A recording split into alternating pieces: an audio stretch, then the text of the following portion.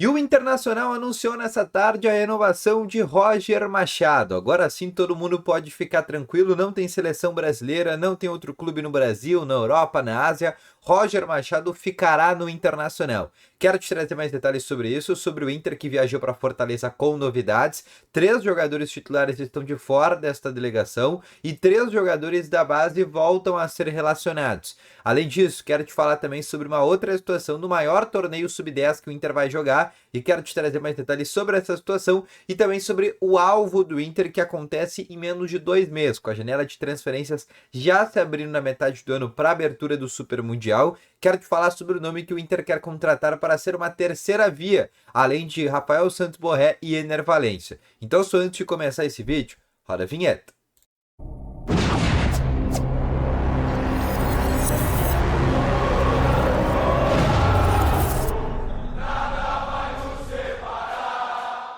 Boa tarde, Colorados! Começando aqui com novas informações sobre o Internacional e só antes de começar com esse vídeo, não esquece de deixar o teu gostei, te inscrever no canal, ativar aqui o sininho de notificações. Todas essas situações ajudam aqui o canal a chegar a cada vez mais pessoas, tá bom?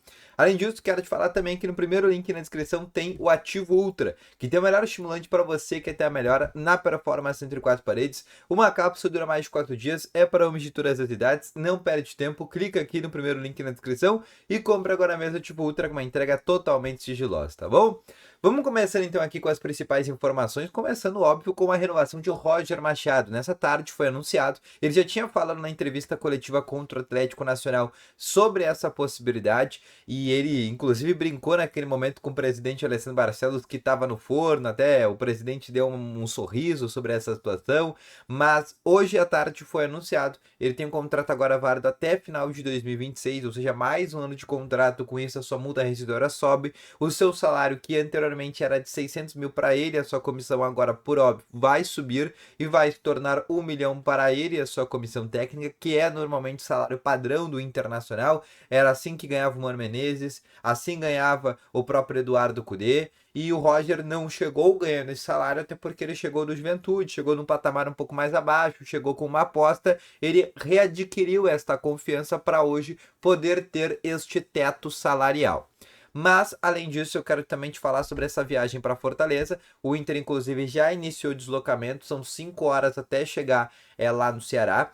E 3 jogadores do Inter não estão com a delegação: Fernando, Bruno Henrique e Alan Patrick. 3 jogadores já de idade mais avançada não viajam. Jogadores que estão com desgaste físico vão descansar para poder pegar a próxima maratona de jogos contra Palmeiras, Grêmio, Libertadores, que o Inter tem contra o Nacional de Montevidéu, Juventude e depois Copa do Brasil contra o Maracanã. E a partir daí, a partir da a partir dos 3 jogadores que não estão relacionados, o meio-campo do Inter agora deve ter uma nova trinca, com Ronaldo e Thiago Maia e Óscar Romero armando o jogo. Olha a diferença de plantel que a gente tem. Se a gente, por exemplo, ano passado não tivesse Fernando, não tivesse Bruno Henrique, não tivesse Alan Patrick, o nosso meio-campo possivelmente seria formado, não tinha ainda naquela época Ronaldo, seria Romo, seria o Thiago Maia e aí seria o Johan, por exemplo, armando o jogo ao invés do Alan Patrick. Sendo assim, a escalação deve ter Antony no gol, Brian Aguirre, Vitão, Cleiton Sampaio e aí uma dúvida entre Bernabé ou Ramon.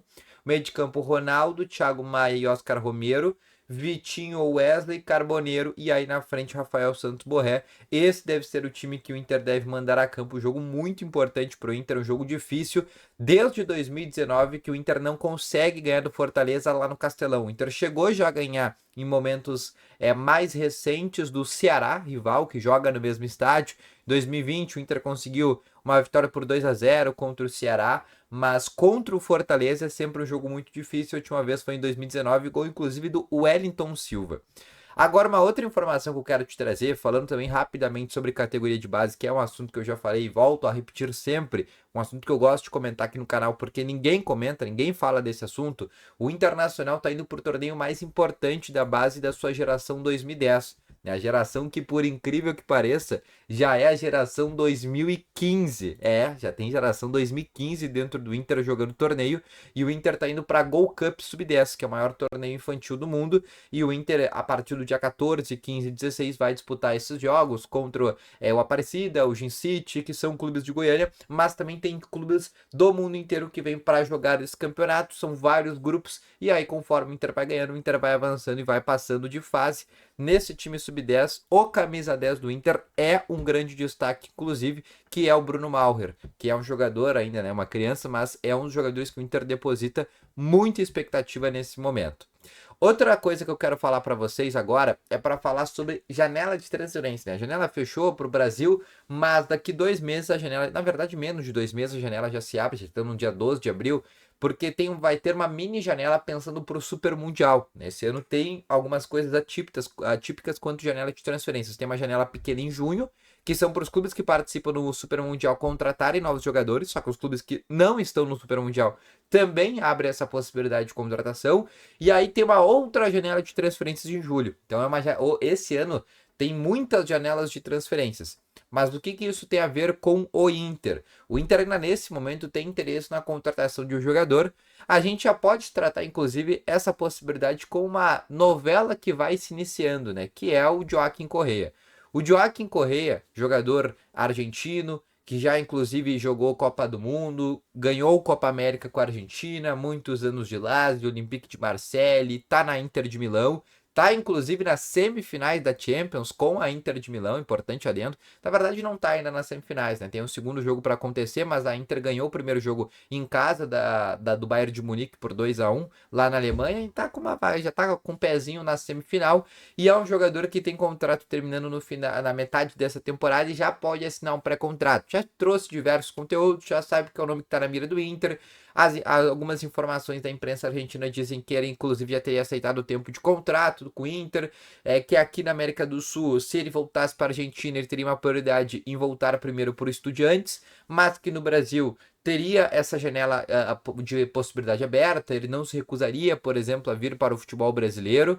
E aí o Inter surgiria como essa possibilidade. E muitos vão perguntar por que o Inter buscaria esse nome, sendo que ele é um centroavante. O Inter já tem Borré e Ener Valencia para essa função. Bom, primeiro que o Joaquim Correa, ele pode atuar como ponto esquerda, apesar do seu 1,88 m. Ele pode atuar como segundo atacante, ou seja, ele pode atuar daqui a pouco não precisando da figura de um meio armador, ou seja, tu não tendo o Alan Patrick à disposição, tu pode jogar com o Joaquim Correa e aí um Valência ou Rafael Santos Borré, porque ele é um jogador mais de mobilidade. E em períodos de data FIFA que o Inter vai ter nesse ano, em períodos importantes, inclusive de Campeonato Brasileiro, tu não tem Borré, tu não tem Rafael Santos Borré, que vão ser sempre convocados para suas respectivas seleções, mas tu tem o Joaquim Correa, que não está sendo mais convocado para a seleção da Argentina, porque ele não está mais no plano do Lionel Scaloni para o próximo ciclo de Copa agora em 2026. Então esse seria um dos principais motivos, além obviamente de ser uma oportunidade de mercado.